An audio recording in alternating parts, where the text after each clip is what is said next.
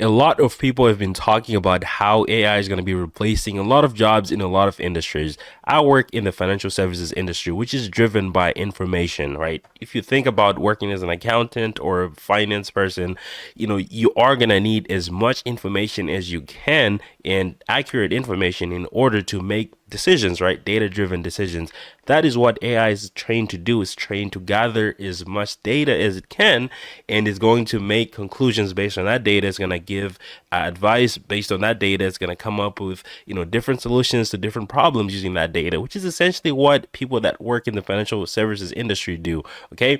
Now that's what I'm going to be talking about in this video. I know it obviously affects other industries as well, but I know a lot more about the financial services industry. So if you think about, what was happening back in the day where we started having apps that would tell you what stocks to buy, that would, auto save your money. So this is how it actually started. You had, financial advisors slowly being replaced by these applications that were able to do the work that financial advisors would do. And they were able to do it for a cheaper price, right? You pay your maybe it's like 20 cents a month to use the app, as compared to going to a financial advisor who's going to charge you way more.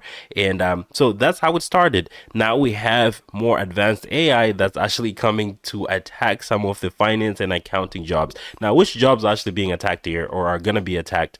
Now, from what I could gather, I'm thinking this is going to be entry level positions. If you think about it, right, to finance or accounting, entry level, right?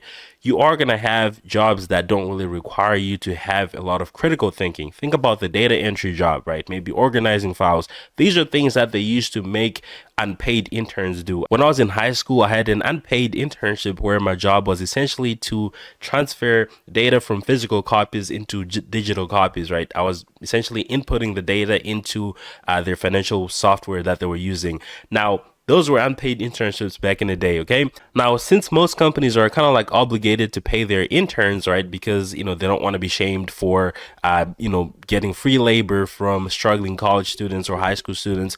Most internships are probably paid now. So they've turned that type of internship into an entry level finance job. So if you ever go on, on any job website and you look for entry level finance jobs, you're going to find a lot of data entry job. There might be a finance assistant. Your job is to, copy data from the invoices and put it in the system.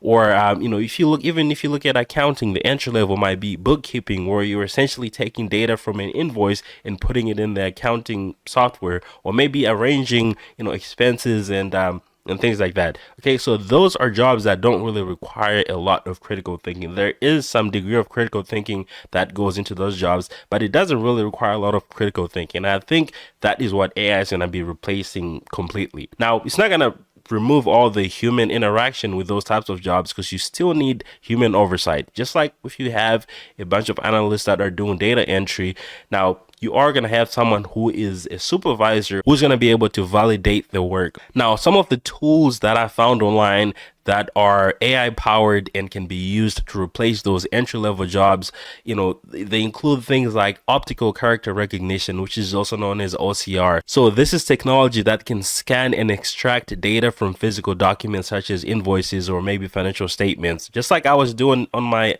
in my unpaid internship, this thing can do this, okay? It's going to be able to scan this physical document, and it's going to be able to post that information into the corresponding fields in the financial system or maybe database that the company might be using. So this completely replaces what, the human was doing before, which is, kind of like looking at the physical copy and typing into the, corresponding fields in the financial system or database. Now, I don't think that we are at a point where this type of technology can replace a human, because you still need human intuition. If you're looking at a bunch of files and one file is not supposed to be there, or if someone puts a signature where they're not supposed to put a signature, now is the technology going to be able to differentiate between that being the data that's supposed to be in that field, or is it something that the technology is going to say, oh, this is a signature, it's not supposed to be where the dollar amount is supposed to be at? Or is it just going to take that and put it as an input into the database? As long as this type of technology is able to be accurate and capture relevant information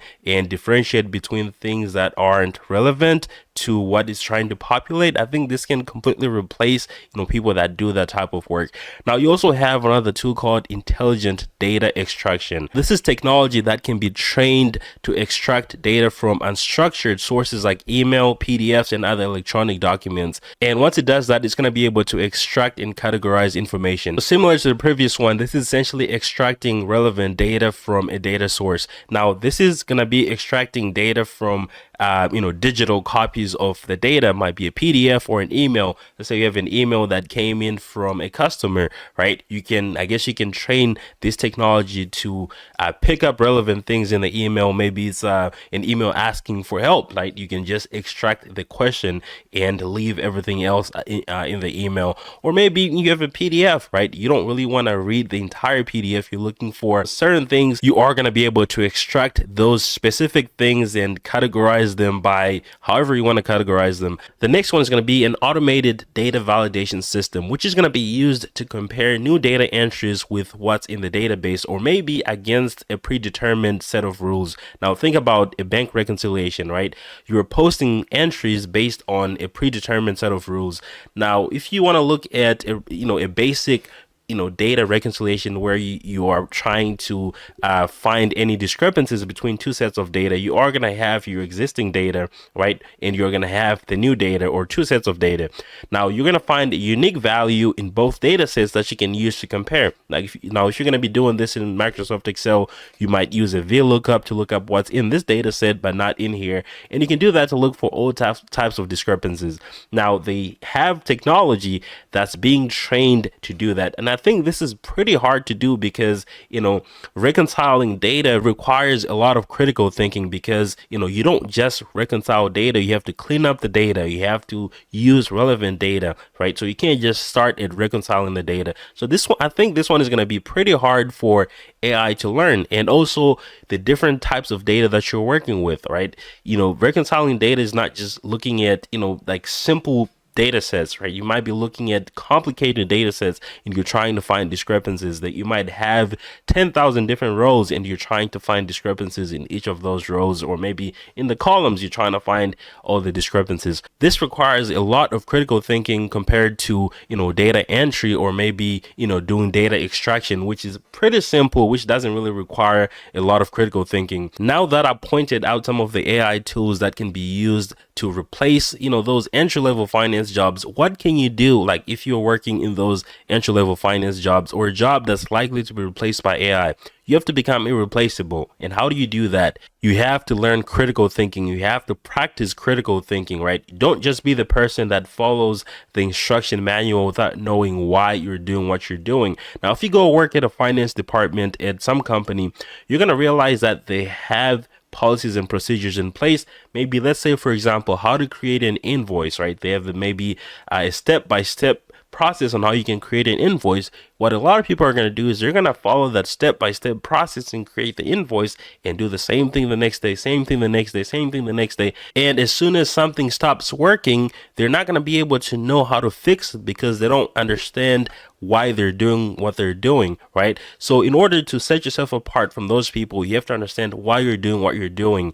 And also, if it breaks apart, you are going to be able to use the context of what you were doing to how you can fix it, or how you can come up with this, possible solution. So you have to be able to think critically. That is how you are going to be irreplaceable, and that is how you are going to beat AI. Now, I'm not saying that AI is going to replace all the humans at these entry-level jobs. You still need human oversight. I don't think we're ever going to be able to trust AI to do all the work. You still need a human that's going to be able to approve. Just like if you run a department with a bunch of analysts, you have someone who's a manager, supervisor, who's going to be able to provide oversight on all the work that's being done. So that is pretty much it for this video. Thank you so much for watching. And also, we have a Patreon. If you guys want to subscribe to that, there's going to be a bunch of resources and also live streams, as well as resume templates. And I'm going to be posting a lot of resources in there. So thank you so much for watching. I'll see you guys on the next one. Peace.